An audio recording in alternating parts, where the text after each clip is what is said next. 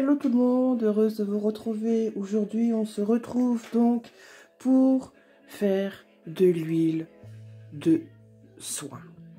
Pour faire cette huile de soin, vous aurez besoin de lavande. Vous aurez besoin de camomille. Vous aurez besoin de gros sel, de sauge, de romarin, du thym, de la cannelle, de l'huile d'amande douce, moi que je prends, mais vous prenez celle que vous avez sous la main, du laurier. Alors, dans un premier temps, pour obtenir cette huile-là, vous allez mélanger tous ces ingrédients que je viens de citer dans un bocal propre, stérilisé, avec de l'huile. Vous laissez dépasser un peu l'huile, car quand ça va macérer, ça va diminuer.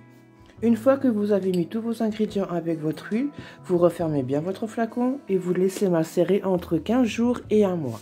Plus vous laissez macérer, plus les ingrédients entre eux vont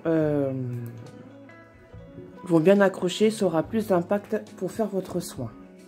Voilà, une fois que vous avez macéré tout ça, donc dans un endroit noir, on remue tous les jours pour bien que les ingrédients se mélangent et on n'y touche plus.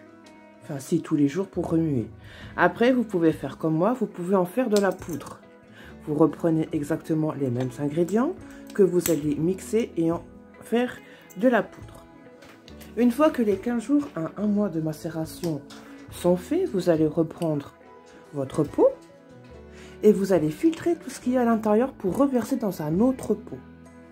Et une fois que vous avez tout mis dans un autre pot propre et stérilisé par avance, vous allez donc pouvoir faire vos soins. Alors pour cela, il vous faut une bougie verte, bougie de la guérison.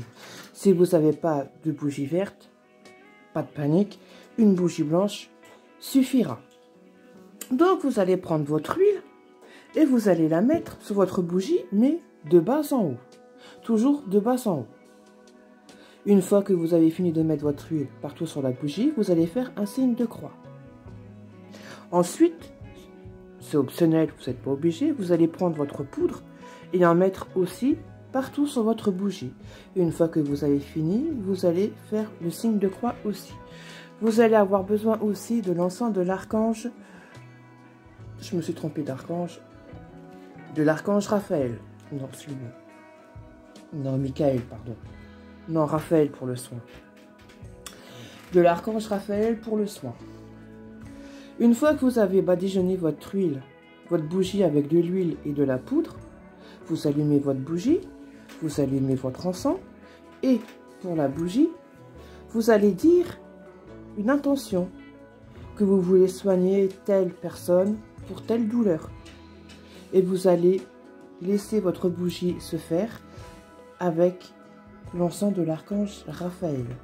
Pour l'archange Raphaël, c'est pareil. Vous lui dites, archange Raphaël, aide-moi à soigner telle personne pour telle douleur. Et vous allez laisser faire. Première façon.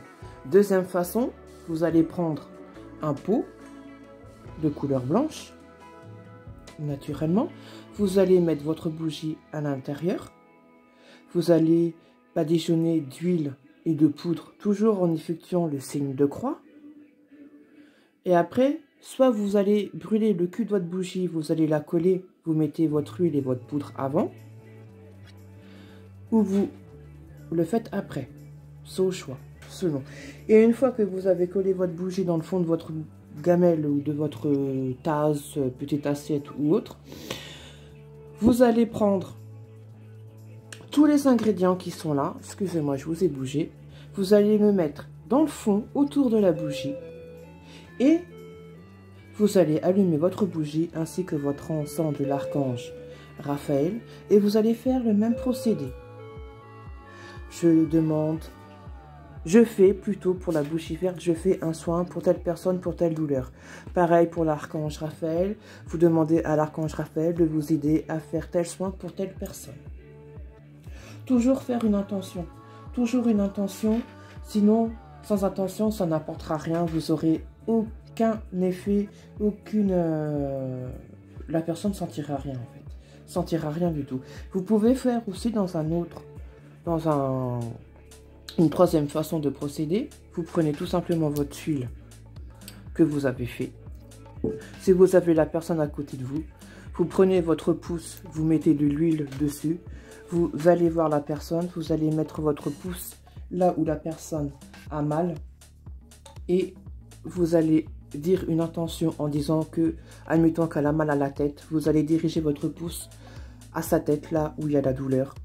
Et vous allez dire bien sûr une intention, je soulage cette personne pour son mal de tête. Et vous allez faire le signe de croix en terminant. Et vous laissez évidemment agir. L'huile va sécher et le soin va se faire en même temps. Donc voilà pour mon astuce, enfin c'est pas une astuce, mais pour faire les soins. Alors ce n'est que moi, hein.